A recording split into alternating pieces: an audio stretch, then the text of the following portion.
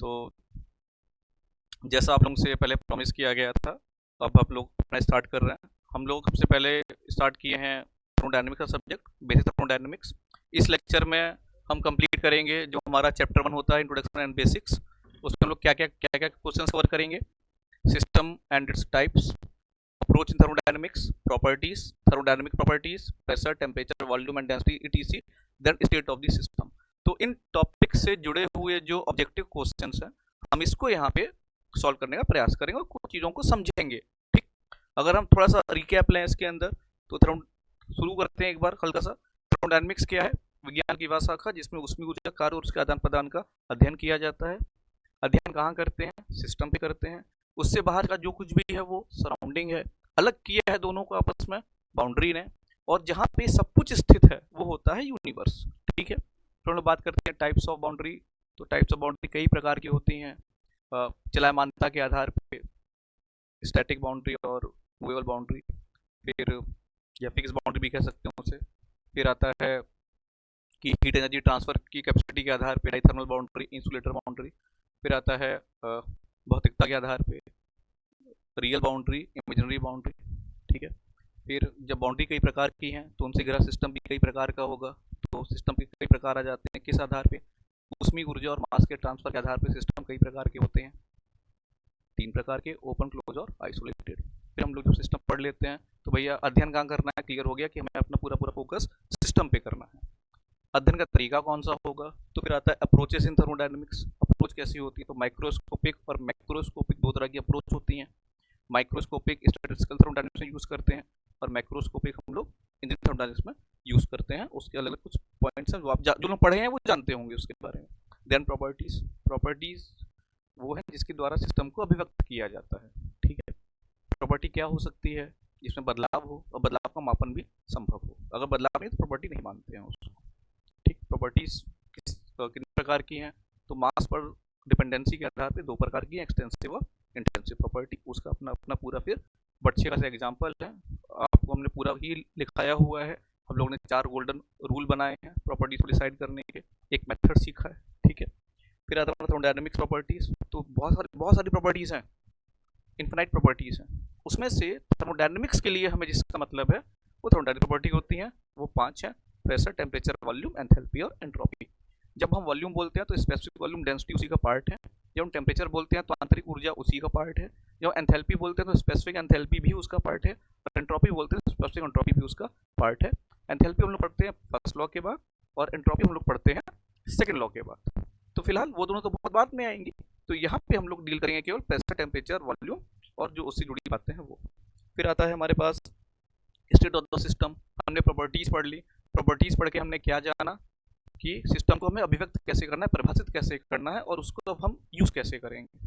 ठीक है, चलिए स्टार्ट करते हैं, 1 बाय 1 क्वेश्चन से स्टार्ट करते हैं।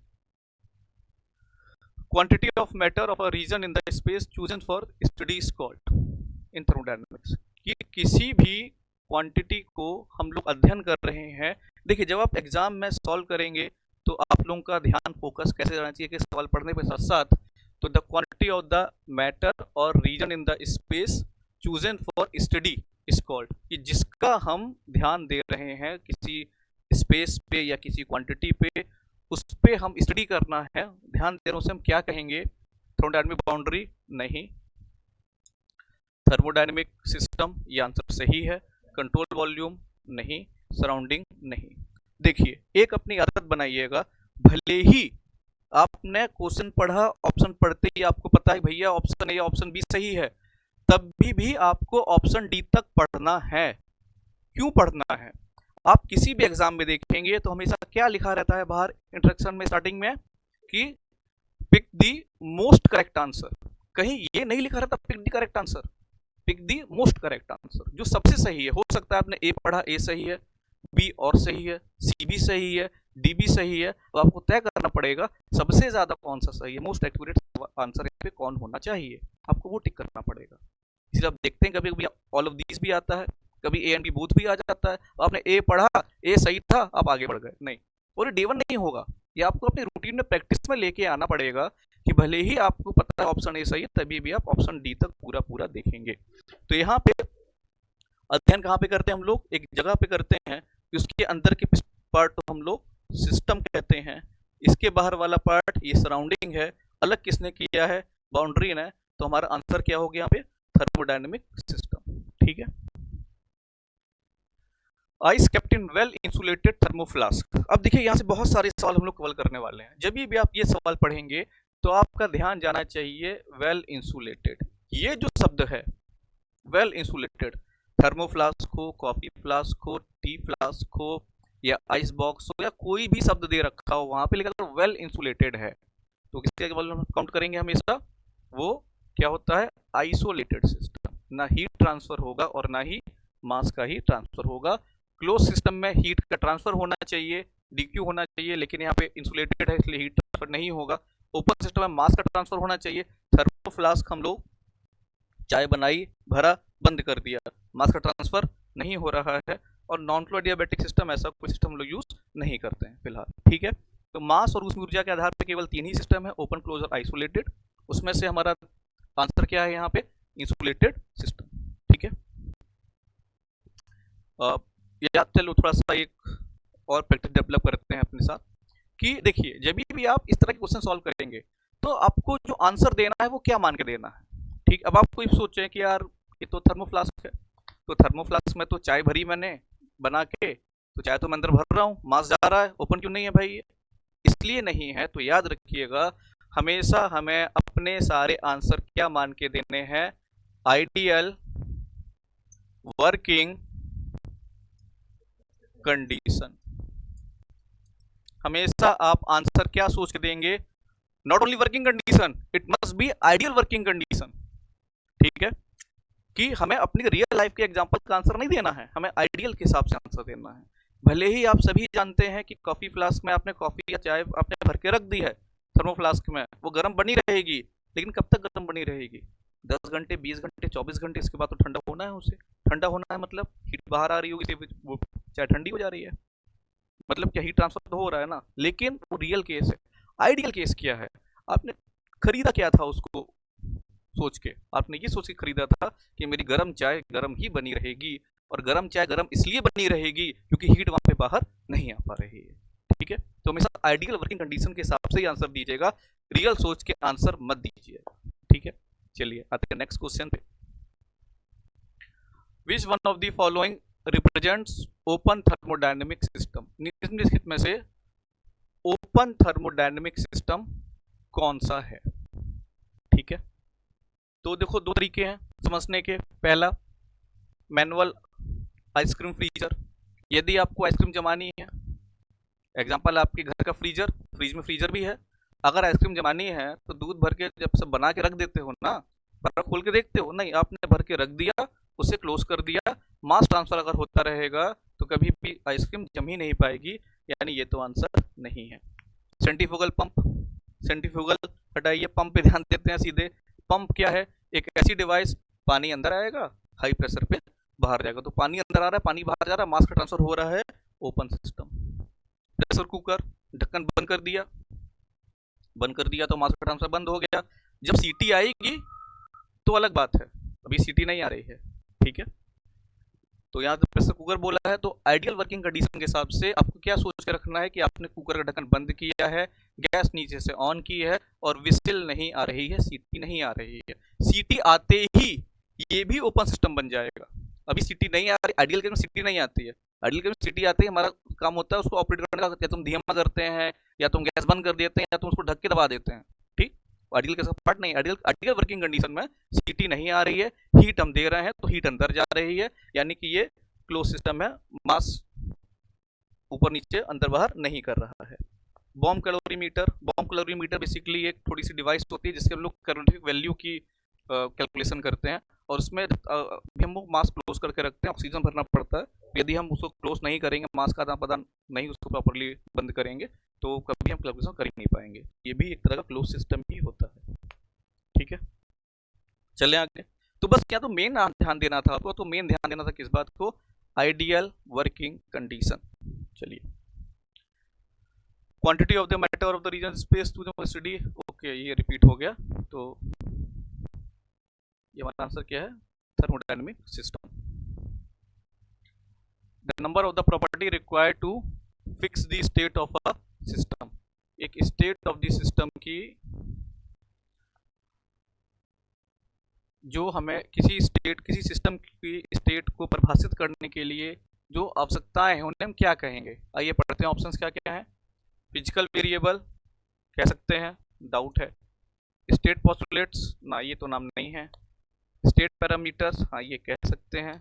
इंडिपेंडेंट वेरिएबल ना, ये भी नहीं कह सकते, क्योंकि अगर वेरिएबल इंडिपेंडेंट है, सिस्टम पे डिपेंड ही नहीं कर रहे हैं, किसी फैक्टर डिपेंड ही नहीं कर रहे हैं, तो हम परिभाषित कैसे करेंगे।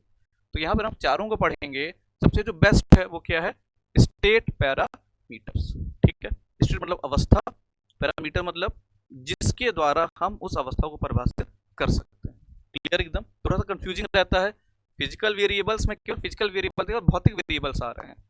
ठीक है, तो हम लोग यूज नहीं करते, हम लोग हमेशा स्टेट की बात करते हैं, प्रॉपर्टीज की बात करते हैं। इसलिए हमारा आंसर क्या है फिलहाल है यहाँ पे option number C, state parameters. ठीक है। थर्मोडायनेमिक प्रॉपर्टी, थर्मोडायनेमिक प्रॉपर्टी क्या है। Can have different values when the system is in the particular state. सवाल समझिएगा कि thermodynamic property, thermodynamic property, thermodynamic गुणधर्म क्या है। ठीक है, तो पहला क्या ऑप्शन है, can have different values when the system is in particular state. आपने क्वेश्चन पढ़ा एग्जाम में, आप एक एक करके पढ़ेंगे।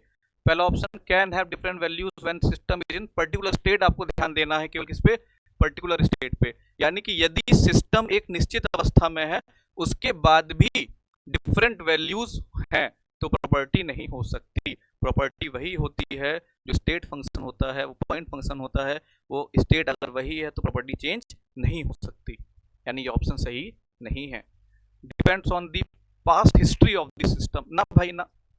यदि हमारे पास ये एक स्टेट है, यहाँ प्रेशर P1 वॉल्यूम V1 है, तुम भैया दुनिया में कहीं भी घूम से आओ, पास्ट हिस्ट्री तुम्हारी कोई भी रहे, तुम चाहे यहाँ से जाओ चाहे यहाँ से जाओ, अगर यहाँ पहुंचे हो तो वैल्यू P1 और V1 ही रहेगी, यानी कि पास्ट हिस्ट्री पे डिपेंड नहीं करता है। ठीक, नेक्स्ट आते हैं।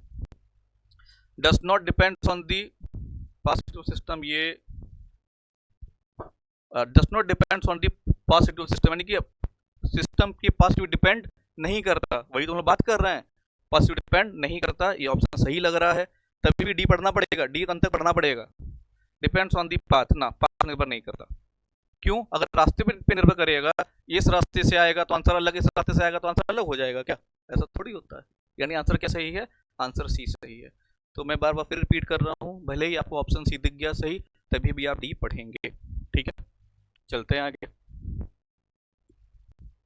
Temperature of system is, temperature क्या है, a thermodynamic property, an extensive property, an intensive property, all. सबसे पहले तो भैया ऑल तो नहीं है, क्योंकि कोई प्रॉपर्टी एक्सटेंसिव इंटेंसिव दोनों नहीं हो सकती। वन बाय वन डिस्कस करते हैं। तो ये तो हमारा ऑप्शन नहीं है, एक्सटेंसिव भी नहीं है, सभी जानते हैं, हम लोगों ने भी स्टार्टिंग में बात ही की थी। प्रेशर, टेम्परेचर, वॉल्यूम, एंथैल्पी और एंट्रोपी क्या होती है, ये थर्मोडायनेमिक प्रॉपर्टी होती है, थर्मोडायनेमिक प्रॉपर्टी है। ये ऑप्शन सही है। ठीक है, ए सही है। एक्सटेंसिव नहीं है, टेम्परेचर इंटेंसिव होता है। सी भी सही है, डी गलत है।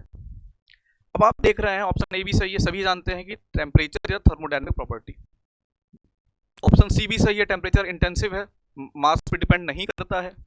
अगर आपकी बॉडी है, आपकी बॉडी की उंगली का मास चाहे जो हो, आपके सर का मास चाहे जो हो, दोनों का टेम्परेचर तो एक बराबर है ना यार। तो मास पे डिपेंड नहीं करता टेम्परेचर, तो टेम्परेचर नहीं करता, यानी इंटेंसिव भी है। अब ए भी सही है, सी भी सही है। अगर ऑप्शन डी होता ए एंड सी बोथ, सबसे बढ़िया ऑप्शन था, टिक करके आगे बढ़ जाते। यहाँ आ गया ना कंफ्यूजन।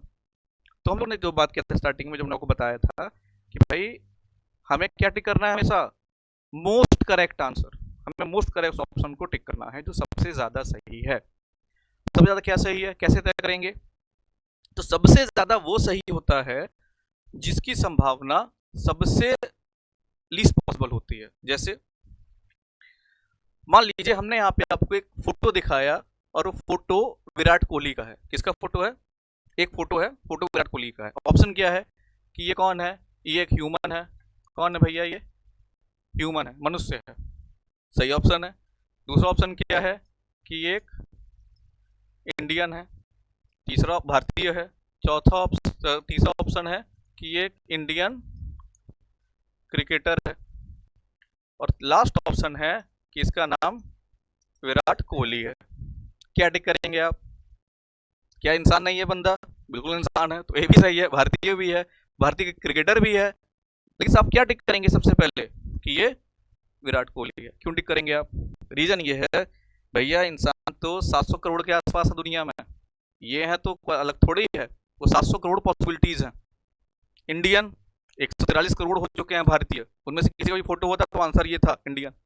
इंडियन क्रिकेटर कम से कम आईपीएल शुरू होने के बाद 100-150 क्रिकेटर तो हमारे भारत में होंगे जो प्रॉपरली कहीं स्टेट में या फिर नेशनल लेवल पे खेल रहे हो या कहीं आईपीएल वगैरह में खेल रहे हो, ठीक है, बहुत सारे होंगे। लेकिन विराट कोहली नाम का व्यक्ति केवल ये एक ही हो सकता है। तो समझ गए आप कि जिसकी जैसे इसमें बहुत सारे ऑप्शंस मिलेंगे, लेकिन इसके लिए केवल एक ऑप्शन मिलेगा, वो है इस आदमी का फोटो।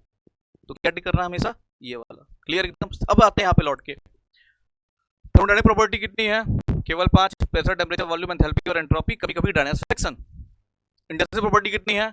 बहुत सारी, बहुत मतलब बहुत सारी, पता नहीं कितनी सारी, सब बहुत सारी इंटेंसिव प्रॉपर्टीज होती हैं। तो क्या क्या सबसे सही आंसर होगा यहाँ पे? थर्मोडायनामिक प्रॉपर्टी कि इंटेंसिव प्रॉपर्टी? थर्मोडायनामिक प्रॉपर्टी ज्यादा सही है, क्योंकि ये पॉसिबिलिटी सबसे कम ऑप्शंस हमारे पास अवेलेबल होंगे, उसमें से पिक करना रहेगा। तो हमें मुझे लगता है कि आप इस एग्जांपल से पूरी तरह से अच्छे से समझ गए होंगे कि हमें जब ऑप्शंस पिक करना है तो हमें कैसे पिक करना चाहिए। यहाँ पे चारों ही ऑप्शन सही हैं, तभी उन्होंने पिक क्या किया? विराट कोहली, क्योंकि फोटो उसका था। क्लियर एकदम? चलिए नेक्स्ट आते हैं। The extensive property of thermodynamic system is. तो थर्मोडायनामिक सिस्टम में एक्सटेंसिव प्रॉपर्टी कौन कौन सी है? तो एक बात सिंपल सी दिमाग में बैठा लीजिएगा, जो मास पे डिपेंड करे वो तो एक्सटेंसिव है ही है, साथ में जो मटेरियल के कांस्टेंट्स होते हैं, किसी भी मटेरियल कांस्टेंट्स होते हैं, वो कभी भी एक्सटेंसिव नहीं होते, वो इंटेंसिव होते हैं। ठीक है, तो विस्कोसिटी मटेरियल का एक प्रॉपर्टी है, कांस्टेंट है मटेरियल का, और ये मास के साथ चेंज नहीं होता, टेम्परेचर के साथ बदलेगा।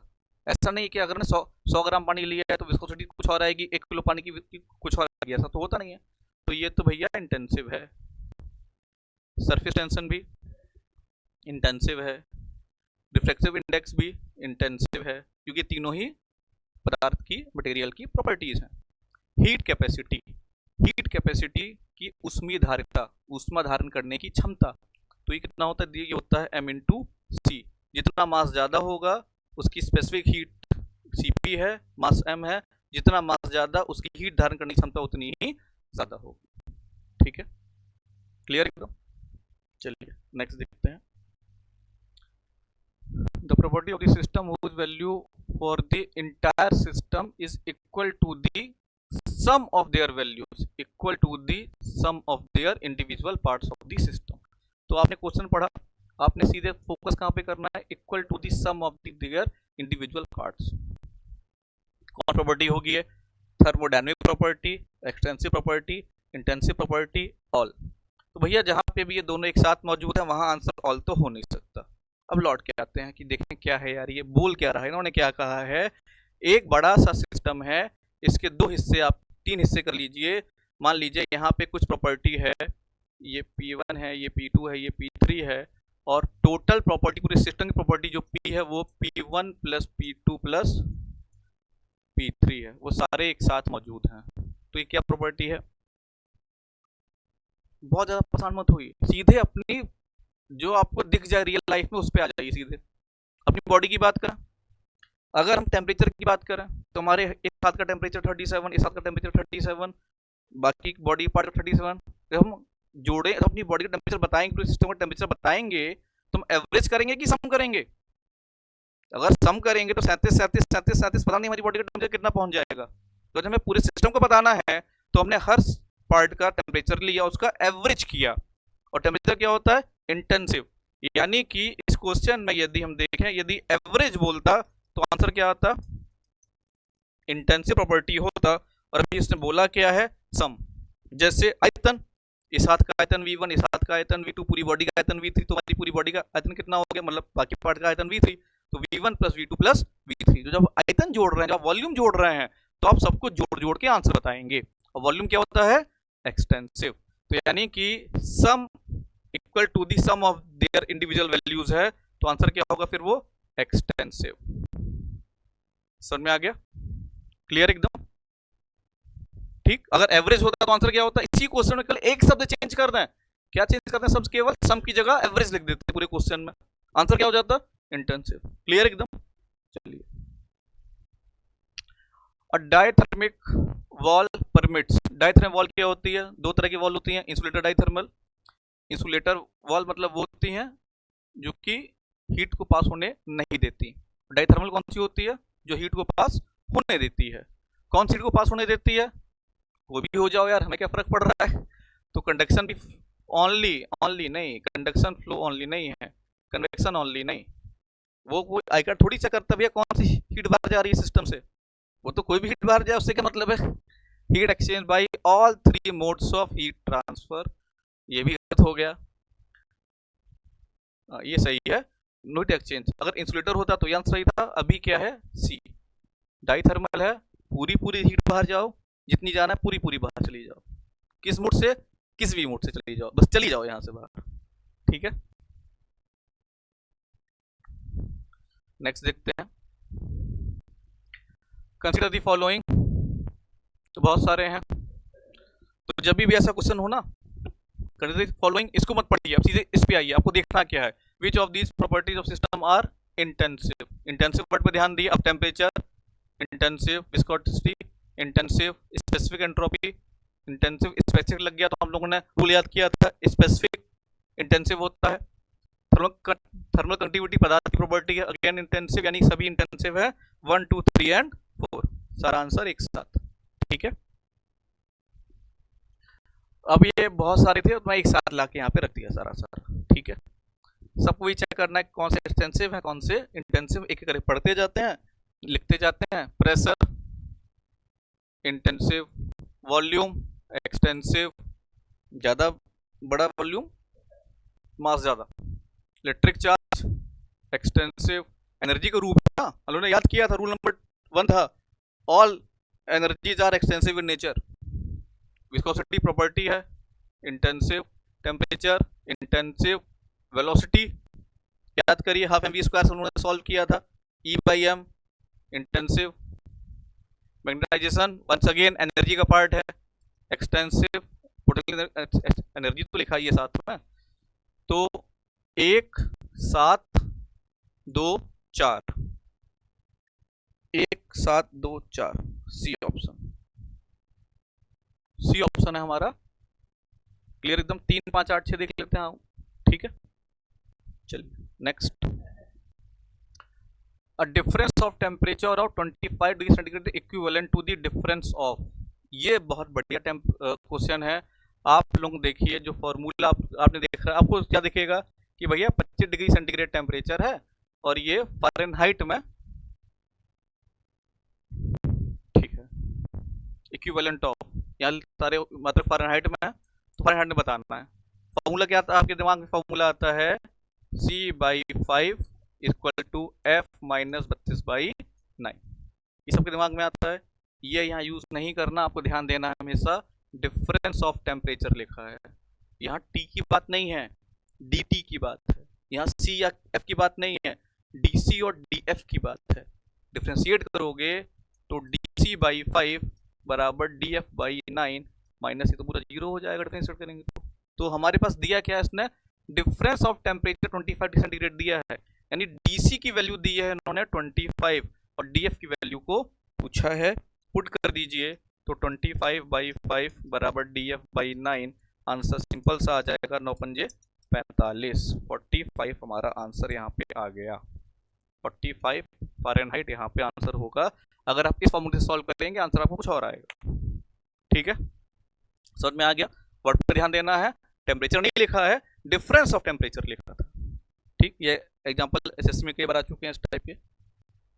Next, the temperature of substance increased by 27 degree, what is the value of the increase in kelvin scale. Similar सवाल है, यहाँ पे क्या है? अब डिफरेंस नहीं लिखा, क्या लिखा है? इंक्रीज। इन्होंने क्या है, कोई पदार्थ है उसका तापमान 27 डिग्री बढ़ गया, पहले T1 रहा होगा, अब T2 हो गया ना, ये T1 ना ये T2 है, ये तो डेल्टा टी बता रहा है भाई, ये कह रहा है कि इंक्रीज हुआ है। तो फार्मूला हम जानते हैं सभी लोग, क्या होता है फार्मूला, के बराबर C प्लस 273, 15 नहीं वर्ड करते हम लोग, छोटी चीज है, लेकिन अगर हम डिफरेंस देखेंगे तो डी के बराबर DC आ जाएगा। यानी अगर किसी भी सब्सटेंस में DC में 27 डिग्री इंक्रीज हुआ है तो डी के भी 27 डिग्री ही इंक्रीज होगा। तो आंसर क्या है यहाँ पे, 27 केल्विन का इंक्रीमेंट होगा। बहुत लोगों का आंसर यहाँ पे हो सकता है तो सीधे 27 था, डिग्री सेंटीग्रेड 27 है, दो जोड़ो काम खत्म करते हैं तो उनका 300 आ जाएगा, जबकि आंसर सही क्या है 27, क्योंकि डिफरेंस की बात है, इंक्रीमेंट की बात है, डिक्रीमेंट इंक्रीमेंट डिक्रीमेंट डिफरेंस, सबके केस में हमें सी या के नहीं DC और DK का यूज करना होता है। ठीक है, नेक्स्ट, एब्सोल्यूट जीरो टेम्परेचर, परम शून्य तापमान है। परम शून्य तापमान क्या है, सबको याद होना चाहिए। क्या आंसर है यहाँ पे बताइए, क्या गलती है, देखते हैं परम शून्य तापमान क्या है। ये है, हमें याद किया है हम लोगों ने 0 केल्विन या 273.15 डिग्री सेंटीग्रेड माइनस में या -459.67 फ़ारेनहाइट, ये होता है। रैंकिन की बात करें तो 0 रैंक है। ठीक है, यहाँ पे देखो क्या दिया है, 0 डिग्री सेंटीग्रेड गलत है, केल्विन होना चाहिए था तो सही हो जाता। -273.15 केल्विन ना, ये भी गलत हो गया, अगर यहाँ पे C लिखा होता तो आंसर सही हो जाता। यहाँ क्या गलती है, यहाँ पे ये आंसर गलत है, यहाँ क्या है, यहाँ पे माइनस छूट गया, यदि माइनस लिखा होता साथ में तो आंसर ये भी सही होता। तो भैया आंसर क्या है, नन ऑफ दीज, तीनों ही गलत हैं। ठीक है, जो बहुत लोग केवल मात्रक नहीं देखते हैं, बस भैया डेटा देख लिया, 273.15 देख लिया, बात खत्म, नहीं, मात्रक जरूर देखिए। अगर आप मात्रक नहीं देखेंगे तो आपको लगेगा सारे तो सही हैं, क्या प्रॉब्लम है।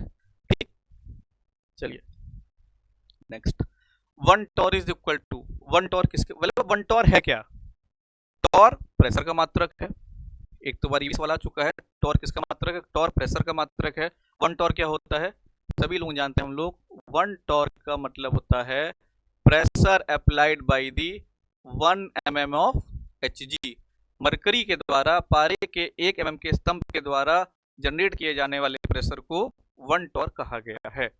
और ये आपको याद करना पड़ेगा, वैसे तो आप लिख सकते हैं P बराबर रो GH, रो 13,600, G 9.81, H 1 mm लिखेंगे तो ये हो जाएगा 1 × 10⁻³ मीटर। अप्लाई करेंगे, याद होना चाहिए सबको ये आंसर 133.3 पास्कल, कभी कभी 133.4 भी आता है पॉइंट में डेसिमल्स में, लेकिन ठीक है 133.33 याद कर सकते हैं। ठीक है, क्लियर एकदम। चलिए, find the height of the mercury column which produce the pressure equal to the pressure generated from the 20.6 meter water column. कह रहा है कि हमें मरकरी कॉलम की वो हाइट पता करनी है, यानी दो लोग हैं, एक तो है मरकरी, ठीक है, और एक है वाटर, तो दोनों के द्वारा लगभग प्रेशर समान है। ये 20.6 मीटर का प्रेशर जितनी हाइट में लगता है, उतने प्रेशर के लिए मरकरी की हाइट क्या होगी, ये सवाल है। ठीक है, आप तुम दो तरीके से कर सकते हैं, सभी जानते हैं फॉर्मूला, P बराबर रो GH अप्लाई करेंगे एक बार यहाँ पे, और दोनों का P आपस में बराबर है तो PHG HHG बराबर PH2O G और HH2O GG कट जाएगा। यहाँ से आप सॉल्व कर सकते हैं, लेकिन डेटा थोड़ा अगर आप ध्यान से दें तो सवाल बहुत आसानी से सॉल्व हो सकता है। वैसे तो आपको 13,600 का डिवाइड करना है, डेंसिटी रखनी है, एक H पता है, दूसरा H मिल जाएगा, उसकी इशू नहीं है, वो प्रॉब्लम की बात नहीं है, लेकिन आपका स्मार्ट तरीका क्या होना चाहिए सॉल्व करने का, उस पर ध्यान दीजिए। डेटा ध्यान दीजिए, कितना है 20.6, वाटर कॉलम 20.6, आप जब याद करेंगे आपको याद आएगा कि भैया 10.3 मीटर वाटर कॉलम जो है वो 1 ATM के बराबर था, यानी 20.6 किसके बराबर है, 2 ATM के बराबर है। ठीक, एक एटीएम पारा कितने में होता है? 760 mm में। तो 2 एटीएम पारा कितने में होगा? 760 का डबल mm में होगा, और आंसर आता है 760 इंटू 2। आप जैसे ही करेंगे दिमाग में, या के पास आ जाएगा 1520 mm।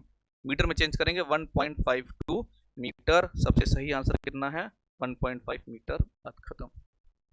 आप मैंने समझाया, उस टाइम लेंदी लग रहा हो प्रोसीजर कि यार तो भाग देते इतनी देर में अच्छे से हो जाता भाग हमारा। भाई वो भी देख लेते हैं। अगर एच एच जी निकालते हैं यहाँ से, तो रो एच जी 1000, ये 13600, और ये हाइट है 20.6। लिख लिया। मल्टीप्लाई और डिवाइड करके देखिए, टाइम बहुत लगेगा। ये आपको माइंड में करना, और ये सेकंड्स में होगा। आपके पास आपके नोट्स आपको रटे हुए हैं, आपको नोट्स एकदम दिमाग बैठे हो, तुरंत याद करेंगे। वो यार वाटर कॉलम, प्रेशर 10.3 एक एटीएम, 20.6 2 एटीएम, 760 एक एटीएम, 1520। तुरंत सेकंड्स लगेंगे, सेकंड्स। ठीक है, चलते हैं आगे। Next, the number of moles of the substance contained in the system is. Okay, किसकी बात हो रही है? कि एक पदार्थ में जो मोल हैं वो क्या हैं? Extensive property, physical property, extensive, physical, intensive, none of these का भी शॉर्ट फॉर्म लिख दिया, नन ऑफ दीज का भी। तो क्या है? तो भाई देखिए, नंबर ऑफ मोल, एन कितना होता है? मास ग्राम पर मॉलिक्यूलर वेट। जितना ज्यादा मास होगा, मोल भी उतना ही ज्यादा। 29 ग्राम या 18 ग्राम पानी है, 18 ग्राम वाटर है, 1 मोल 36 ग्राम होता है, तो 2 मोल। मास बढ़ेगा, मोल बढ़ते जाएंगे। तो मोल्स क्या है? किसी पदार्थ में पता है मोल की संख्या क्या है? एक तरह की एक्सटेंसिव प्रॉपर्टी है। क्लियर एकदम? समझ में आ गया होगा आपको कि यहाँ पे परफेक्ट आंसर यही है, एक्सटेंसिव प्रॉपर्टी। ठीक, आगे चलते हैं। The temperature at which the volume of the gas become zero. वह टेम्परेचर जिसपे गैस का आयतन शून्य हो जाता है, वो कौन सा टेम्परेचर था? Absolute zero temperature. Numerical value 0 kelvin, या पीछे भी आपने पूरा देखी थी सारी की सारी वैल्यूज। तो आइए देखते हैं क्या है। तो the temperature at which the volume of gas become zero. Absolute temperature ना, एब्सोल्यूट जीरो टेम्परेचर ये सही है। फिर भी पढ़ेंगे COD. Absolute scale of temperature नहीं, नन ऑफ दिस ना। तो बेस्ट आंसर क्या है यहाँ पे? Absolute zero temperature. क्लियर एकदम? ये उस स्केल की बात करें, ये आंसर क्या है? Absolute zero, absolute scale of temperature किसे कहते हैं हम लोग? केल्विन को कहते हैं। ये तो पूरे केल्विन की बात हो रही है। एब्सोल्यूट टेम्परेचर, तो when you are expressing the temperature in kelvin, तो एब्सोल्यूट टेम्परेचर कहलाता है। मैं बोलूं 27 degree centigrade, 300 kelvin, 27 degree centigrade का एब्सोल्यूट टेम्परेचर 300 केल्विन है, तो वो उसकी बात कर रहा है। लेकिन यहाँ पे बात किसकी हो रही है? जीरो केल्विन की बात। तो उसका नाम क्या है? Absolute zero temperature. ठीक है, नेक्स्ट देखते हैं। Atmospheric pressure is, tricky question है, इजी नहीं है। क्या होता है? आइए देखते हैं। 760 मीटर ना भैया, क्या होता है? 760 mm ऑफ Hg। गलत हो गया, मीटर लिखा है। अगला क्या है? 10.3 मीटर ऑफ वाटर होता है, यहाँ क्या लिखा है? 10.3 mm। गलत हो गया। 101.32 किलो पास्कल, हाँ ये सही है। ऑल ऑफ द अबव ना, गलत। तो सही आंसर क्या है? ये जब ये क्वेश्चन आया था, जब ये क्वेश्चन टेस्ट में दिया था एक बार, तो मेजॉरिटी में लोगों ने यहाँ पे ऑल ऑफ द अबव टिक करके आगे चले आ गए थे। क्यों? अरे 760 10.3 तो याद करता है आदमी, मात्रक कहाँ पे देखता है भैया? मात्रक भी याद करना है आगे से। ठीक है, चलिए नेक्स्ट देखते हैं। If a specific volume of the gas is 4 metre cube per kg, then the density for its 2 kg mass is. कह रहा है स्पेसिफिक वॉल्यूम गिवन क्या है सवाल में? गिवन क्या है? Specific volume is 4 metre cube per KG. Density, mass कितना दिया है? 2 kg। क्या पूछा है? डेंसिटी क्या है? हम लोग सभी जानते हैं डेंसिटी और स्पेसिफिक वॉल्यूम में क्या होता है रिलेशनशिप? रेसिप्रोकल होते हैं। डेंसिटी बराबर होता है 1 अपॉन स्पेसिफिक वॉल्यूम, तो आंसर 1 डिवाइड बाई 4 0.25 मात्र हो जाएगा kg पर मीटर क्यूब। यानी कि इस सवाल में 2 kg ऑफ मास का कोई रोल नहीं था। क्यों दिया था? उसका मन, वो आजाद देश का नागरिक है, वो कुछ न कुछ भी दे सकता है, क्यों ये थोड़ी कह रहा है कि आप यूज करिए करिए। तो यहाँ पे बहुत ध्यान वाली बात है, यहाँ पे डेंसिटी एक इंटेंसिव प्रॉपर्टी है, मास से मतलब नहीं है, चाहे मास 2 किलो हो चाहे 20 किलो हो, डेंसिटी इतनी की इतनी ही रहने वाली है पर्टिकुलर केस में। तो आंसर क्या हो गया 0.25 kg पर मीटर क्यूब। कई लोगों का आंसर ये भी आ रहा होगा, लेकिन वो मिस्टेक वही हो जाती है ना कि हमने जब देखा कि भाई अच्छा मास दो दे रखा है, एक का इतना, तो 2 का डबल हो जाएगा, ऐसा नहीं है। नेक्स्ट देखते हैं, the properties of the proportion of the density of the liquid is 3:5, यानी ρ1 by ρ2 दिया है 3/5 and the ratio of the height of their columns are h1 and h2 दिया है 5/4, calculate ratio of their pressure। अच्छा, P1 by P2 use करना है, सभी जानते हैं P1 P रो जी एच होता है, तो हो जाएगा ρ1 by ρ2 into h1 by h2। जी तो बेचारा लिख के भी कैंसिल ही करना पड़ेगा, तो सिंपल सी बात है, फॉर्मूला भी आप ऐसे याद करिए। तो क्या हो जाएगा ये 3/5 इंटू 5/4, आंसर कितना आ गया 3/4, आंसर क्या आ गया 3:4। ठीक है, क्लियर एकदम। नेक्स्ट देखते हैं, इन engineering thermodynamic which type of approach is used. यह दो होते हैं, माइक्रो मैक्रो। कहानी सुन लीजिए छोटी सी। माइक्रो मतलब बहुत छोटा कब देखोगे, जब माइक्रोस्कोप पाओगे, और उसमें हर एक मॉलिक्यूल की प्रॉपर्टी देखनी पड़ती है, हर एक मॉलिक्यूल के हिसाब से डेटा बनेगा, बहुत मुश्किल काम है। और इंजीनियर बहुत मुश्किल काम नहीं करते, स्मार्ट काम करते हैं। तो हम लोग हमेशा यूज करते हैं मैक्रोस्कोपिक व्यू। हम लोग के लिए पूरा सिस्टम एक सिंगल यूनिट होता है, इसीलिए हम लोग जब कहते हैं रूम टेम्परेचर 25 डिग्री, भाई रूम में आप भी बैठे हो, अब भी 37 के हो, बल्ब जल रहा होगा, उसका तापमान 80-90 के आसपास होगा, तो भी आपने क्या बोले रूम टेम्परेचर 25 है, बात खत्म। ठीक है, तो हम लोग अगर माइक्रोस्कोपिक व्यू की बात करते, जो कि रिसर्च में प्रयोग की जाती है, स्टैटिस्टिकल थर्मोडायनामिक्स का यूज किया जाता है, वहां पे हम हर एक मॉलिक्यूल के बारे में पूरा स्टडी करते हैं प्रॉपर्टीज को लेके। ये जब हम इंडियन थर्मोडायनामिक्स में आते हैं तो मैक्रोस्कोपिक व्यू का यूज करते हैं, जिसके अंदर हम लोग पूरे सिस्टम को एक सिंगल यूनिट मान के एक कॉमन आंसर दे देते हैं। तो इंजीनियरिंग थर्मोडायनामिक्स में याद रखिएगा हमेशा किसका प्रयोग किया जाता है, मैक्रोस्कोपिक व्यू। ठीक, क्लियर एकदम। Next, the volume of 5.8 kg of air, the volume of 5.8 kg of air, volume दिया, पहले तो मास दिया, सबसे पहले मास दिया है 5.8 kg एयर, वॉल्यूम कितना है 290 meter cube. Okay, what will be the molar volume and specific volume. ठीक है, देख लीजिए, देखिए मोलर वॉल्यूम का मतलब क्या होता है, मोलर वॉल्यूम का मतलब होता है वॉल्यूम पर यूनिट मोल। ठीक है, तो वॉल्यूम पर यूनिट मोल मतलब capital V divide by number of moles होता है। और स्पेसिफिक वॉल्यूम तो सभी जानते हैं, बचपन से जानते हैं, ये क्या होता है, volume of the gas divide by mass, volume by mass यानी V बाई एम। क्या दिया है हमें, एयर दिया है 5.8 kg, तो हम लोग सभी जानते हैं, चार कलर चेंज कर दें, ये यूज कर लेते हैं। एयर का मॉलिक्यूलर वेट कितना होता है, एयर का मॉलिक्यूलर वेट होता है 29, कितना केजी है 5.8 kg, तो 5.8 kg यानी कि 5800 ग्राम। ठीक है, तो नंबर ऑफ मोल कितना हो गया, m बाई कैपिटल M, कितना आंसर आ गया ये 200।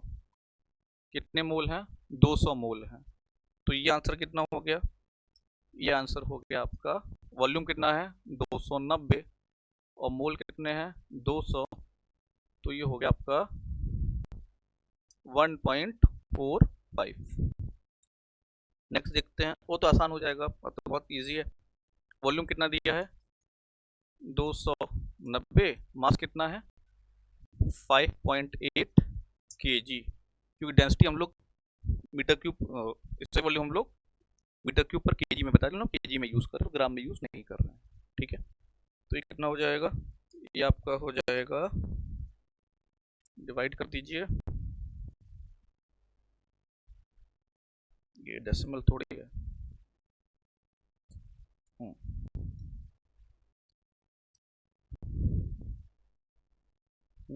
5.8, ये 0, डेसिमल ख़त्म हो गया,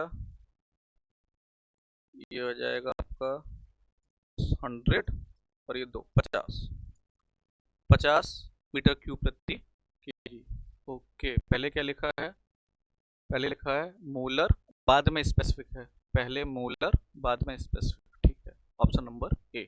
जब कभी भी ऐसे मल्टीपल जहाँ पे क्वेश्चंस मतलब डेटा पूछा गया और न्यूमेरिकल का सॉल्व कराने के बाद, तो ध्यान देना वहाँ पे ऑप्शन में कि पहले क्या है और बाद में क्या लिखा है। कई बार आप देखेंगे ऑप्शंस आगे पीछे होते हैं, जस्ट डेटा सेम है, आगे पीछे हो जाएंगे, तो वहाँ पे आपकी मिस्टेक ना हो जाए कभी। जब मेरा आंसर 1.45 50 आ तो रहा है ठीक है, लेकिन ये 50 है हमारा स्पेसिफिक वॉल्यूम जो बाद में पूछा गया है, और 1.45 मोलर जो पहले पूछा गया है। ठीक, इसका जरूर ध्यान रखिएगा। ठीक, नेक्स्ट क्वेश्चन पे आते हैं। CI engine is the example of dash dash dash thermodynamic system. CI engine किस प्रकार का थर्मोडायनेमिक सिस्टम है? इस पे थोड़ा सा हम लोग 2 मिनट का डिस्कशन कर लेते हैं। अगर आप किसी भी IC इंजन को देखेंगे तो IC इंजन देखते ही आप बोलेंगे भैया हवा अंदर जा रही है, एग्जॉस्ट बाहर आ रहा है, ये तो ओपन सिस्टम है। ये तो आपको लग रहा है, लेकिन हमने क्या कहा था आपको हमेशा कि रियल लाइफ से आंसर नहीं देना, आपको आइडियल वर्किंग कंडीशन की बात करनी है। तो IC इंजन में जो हम लोग को मानना है, जो सबसे मेन काम है, वो 3 काम है। कौन कौन से? कंप्रेशन, हीट एडिशन और एक्सपेंशन। और ये तीनों प्रक्रियाएं तब होती हैं जब दोनों वाल्व, इनलेट वाल्व और आउटलेट वाल्व बंद हो जाते हैं। ठीक है, सक्शन के दौरान और एग्जॉस्ट के दौरान। सक्शन में इनलेट वाल्व खुला रहता है, एग्जॉस्ट में आउटलेट वाल्व खुला रहता है। उनको हम आंसर देते समय काउंट नहीं करते हैं, ये जनरल प्रैक्टिस है। हम लोग केवल फोकस करते हैं किसको, कंप्रेशन से लेके एक्सपेंशन तक हमें आंसर देना है।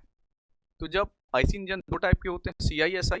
SI में तो कोई इशू नहीं है, SI आएगा तो आंसर क्या हो गया, SI में तो फ्यूल और एयर पहले आ जाती है, वॉल्व बंद, बाद में तो स्पार्क चिंगारी आती है केवल, स्पार्क का तो कोई मास वास होता नहीं है, तो वो तो हो जाता है क्लोज सिस्टम। पूरे टाइम पे केवल मास एनर्जी है, एनर्जी अंदर आई, मास अंदर नहीं आया, एक बार कंप्रेशन चालू रास्ता बंद।